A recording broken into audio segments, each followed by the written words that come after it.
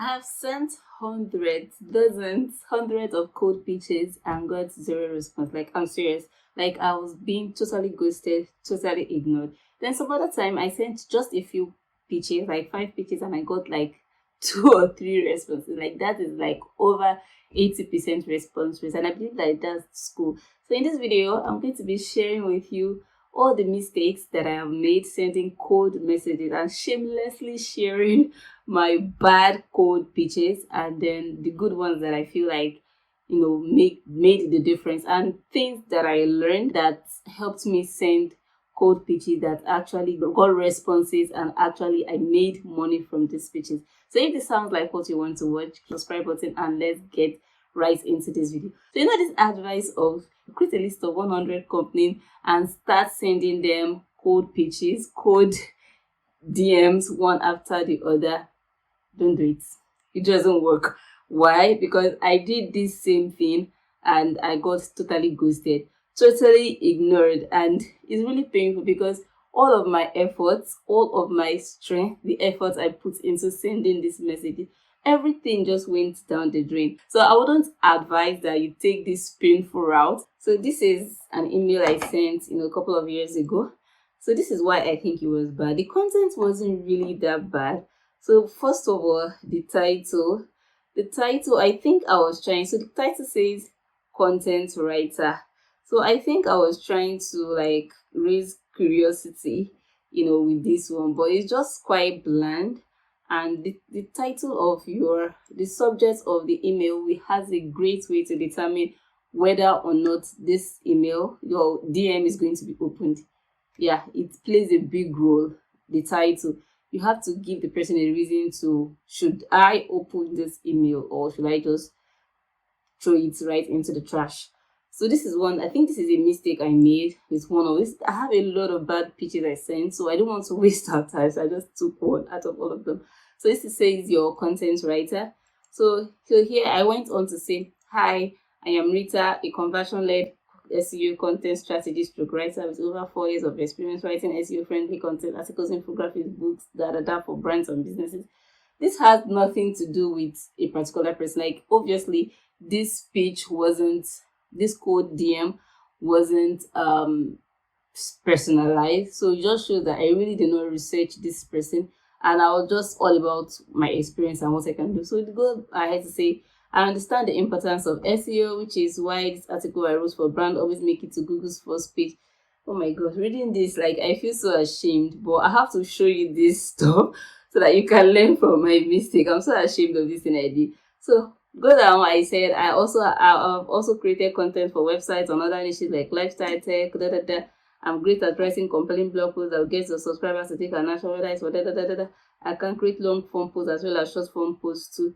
Like, this is nowhere tailored to this person. I'm just about myself. Why you should hire me? I have the ability to understand your problem. I bring, like, even see my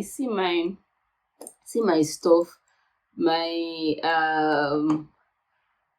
formatting. This is central. This is aligned left.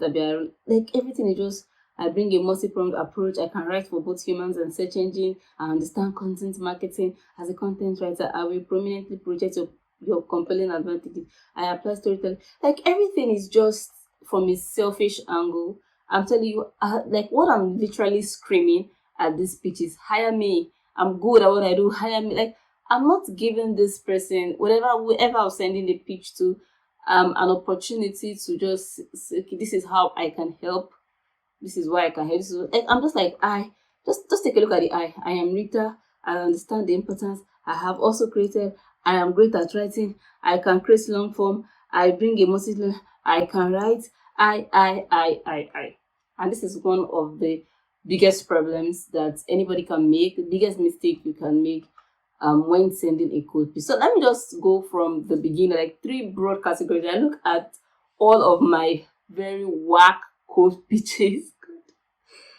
I'm so ashamed. Okay, I look at some of my very whack code pitches and I try to figure out what was the problem of this code pitch. So I've looked at this. Also, the major problem, like, I found 3 categories. I put the major problems in 3 categories. And number 1 is, I don't trust you. Like, I noticed that most of the code pitches that I sent, the hundreds of code pitches that I sent that did not get any response, were screaming, I don't trust you. So what do I mean by I don't trust you? When you send a code pitch to a prospective client, you want the person to open the message, read the message, and respond to you, maybe hire you or buy your service or whatever your offer is. But the problem is, if they do not trust you, there is no reason they are going to do what you're going to do. So one way to build trust is to always add your portfolio, especially when you are going to be sending a DM through email, you're going to be sending your pitch via email. So the email doesn't really have a lot of your information about yourself.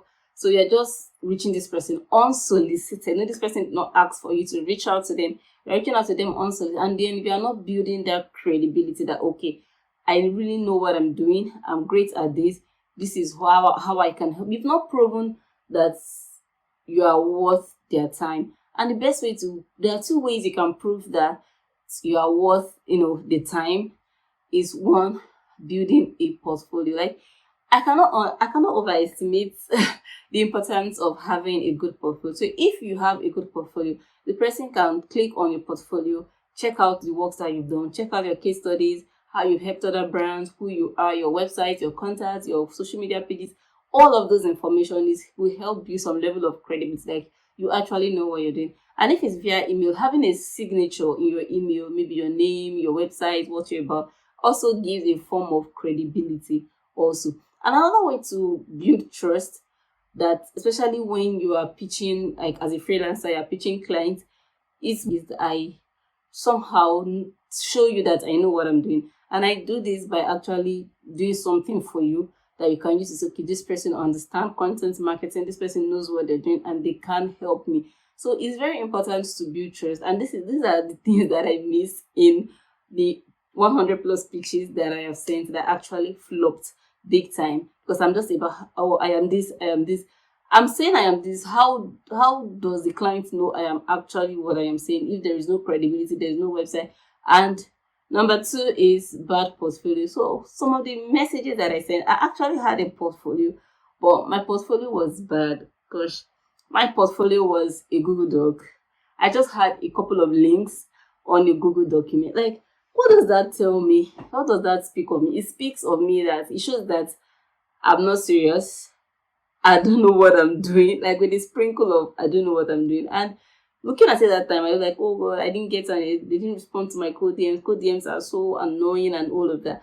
But now, looking at it like later, I've seen that I did everything wrong with that portfolio. Like, it did not tell who I was. There were just a couple of links, and the person, anybody that is looking at that portfolio, has to click on those links, opening a new tab, and maybe I did not share it properly, so the person will have to ask for a request to view it. Like, there's just a lot going on. There's so much work. So the goal is to, make everything easy for who you are sending the message. Make it easy for them to respond to you. So the more, if you don't put a call to action, if you don't put your portfolio, and it's not, you just put a couple of long list of things that you've done, list of, nobody's going to manually go open those links in a new tab. So the easier it is for them to want to respond to you, the more they are likely to respond. So that's like one mistake that I made. I wasn't building trust. Then number two, from all the bad pitches that I sent, I think the second mistake that I made is giving free stuff. My free stuff was so expensive. On this channel, I've actually many times talked about, giving first. And, if you do not have a portfolio, you don't have experience, the best way to go about, reaching somebody is to doing the work first. But I think I got this wrong at the beginning when I started sending code DMs.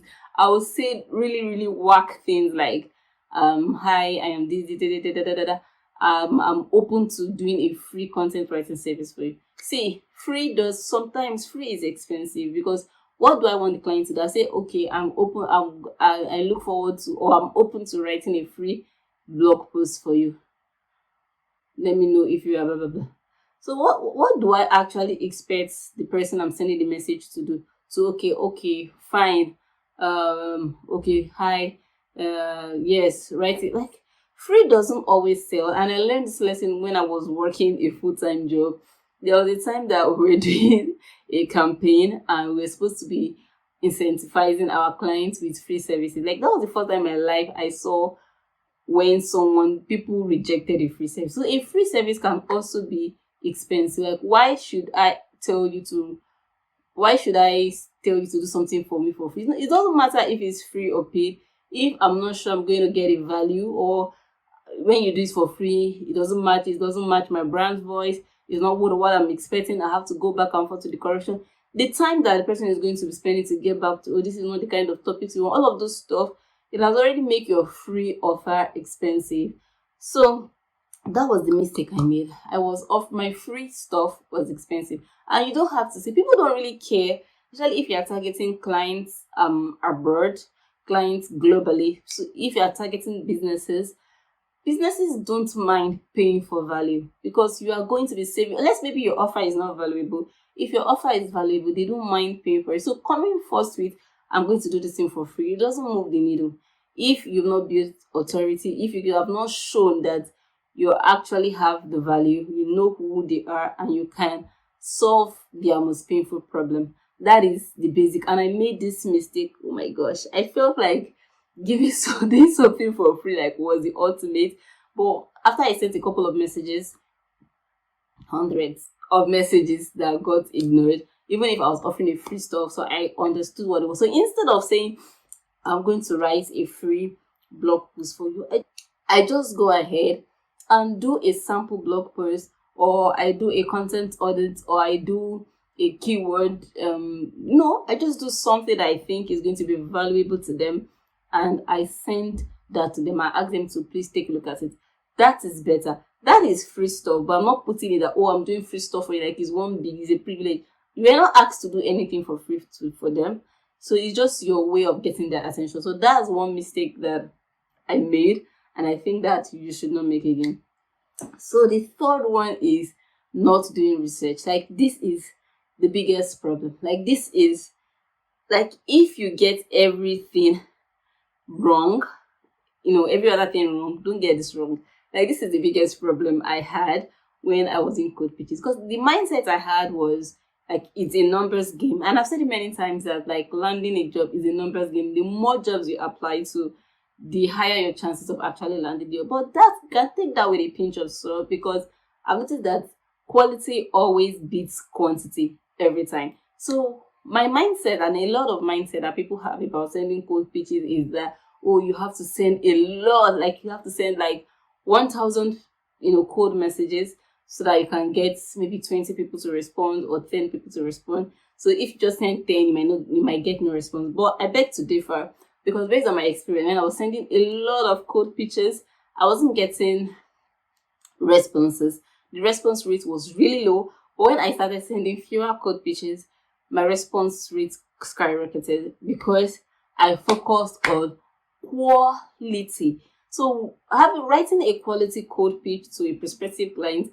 boils down to doing your research. Like, I cannot overemphasize this research. I think at this point I should paste it on the front of my head. Research, like this is very important. So I've seen a lot of videos people say, oh, how I use ChatGPT to find clients. Go to ChatGPT, tell ChatGPT to give you a list of companies, tell ChatGPT to generate the pitch, then start sending it to the company one after the other. It sounds cool, but it doesn't work. Seriously, you're just going to get burnt out. You're going to get frustrated. That is one of the frustration that comes with code emailing or code DMs, code pitching, that people are like, oh, code pitching is so hard, it doesn't work, because a lot of people do not do it properly. So instead of sending out 1,000 code pitches, just send out 10 per week instead of sending 1,000. Why? Because if you take your time to research the client, if you take your time to research the company, to research the problems that they are currently facing, just do your research and tailor that code pitch to that specific person, and offer something that builds your authority, that shows that you know what you're doing, that shows that you are the best person for this brand. You have a higher chance of getting a response, and best case scenario, landing a gig, or landing the whatever offer, getting your offer being bought or whatever. Like that is very important. So by the time I stopped, like most of the message code pitches I sent, I just had a format, so I would just copy and paste. Hi, I am Rita. I'm a content writer. I can write for you essentially. I can write blog posts. I love form, short form. Like, it was just very generic, and people can see this from a mile away. The truth is that I've noticed that like business owners are kind of like bored, is lonely at the top. So if you send a message that is quite friendly, quite personalized in their tone of voice, shows that you care, shows that you're interested in what you do, shows that you notice them, you will be following. Like, this is like a good way to really start sending code pitches. Like, research is everything. Please don't fall for I use ChatGPT to send 100 emails, code pitches in 2 hours. Don't fall for the other stuff. It doesn't work. Tell them to show you the results. That is what matters. So that is, the research is very, very important. So you are rather send one code pitch a day than send 10, than send 100 that is going to end up in the trash. So quality over quantity every time. So you might be asking that, oh, but I need to send more messages. Okay, how can I send 1,000 if I have to do all of the research and research the person, get to know them, connect with them, find out what the problems are, all of that? How can I send 1,000 code pitches? How can I send 100 code pitches? The answer is don't. Don't send 100 code pitches, and don't send 1,000 code pitches. Just send one per day, or have at most send 10 per week. The more tailored it is to the person, the more you know what you want to do, the more you know how you can solve this person's problem, the higher your chances. So is it about the numbers of cold emails you send or the number of responses that you get? Because you actually just need one client. You need just 1 yes. 1 yes is enough per time. 1 yes is enough. And these are all of the mistakes that I made. The top 3 mistakes that I made sending code pitches. All of the code pitches I got totally ignored, trashed, ghosted, and every other stuff, rejected. So when I made all of those changes, when I started to research, when I started to really give force without like talking about me, and when I started to like position myself like as a trustworthy person, that I know what I'm doing, I started to get more response. So let me walk you through just one of the messages that I sent after I sent a couple of really bad code pitches. And when I sent this message, I actually got a response almost immediately. So yeah, this is one of the messages that I sent. So this is like not the best, but at that time it worked perfectly. So this is it. So I said, your content writer. Yeah, the subject line is not so great, but the content is really good. So I said, hi, I am Rita, a conventional content writer with over 5 years of writing experience. I saw your advert for your content, So I decided to send you an email. The advert states that you need a content writer to create 10 unique blog posts for your AI art website, So I have gone through your website and I've created unique topics that will help your website traffic grow. So this way I've shown that, one, I understand their need, I can fulfill their need, I know what they want, and I have the solution to the problem they are looking for. So I said I suggested 25 topics. So they need 10 topics, you understand, 10 unique blog posts. So I suggested 25 topics. So I went further to say I created these topics based on search intent. That means that these topics will answer questions that your audience need answers to. You can select your top 10 from the list. You can contact me here to discuss the project in detail and anticipate your response. Like, short. Can you compare this message to this other message? You can't compare. This message just shows everything. Like, it just like it was giving forth. It was very precise. This is what you need. This is what. And funny enough, I got a response the next day, and the person was like, hi Rita, thanks for reaching out. Nice to meet you virtually. Which 10 topics in your list would you recommend, and how much would you charge for 10 blog posts? And that was the conversation that we had. This was mind blowing, and this person paid. Like, that was even the first blog post I charged really high for. I made a lot of money. So these are the mistake I made sending code pitches. Thank you for watching this video. Any question, let me know in the comment section, and I'll see you in my next video. Bye.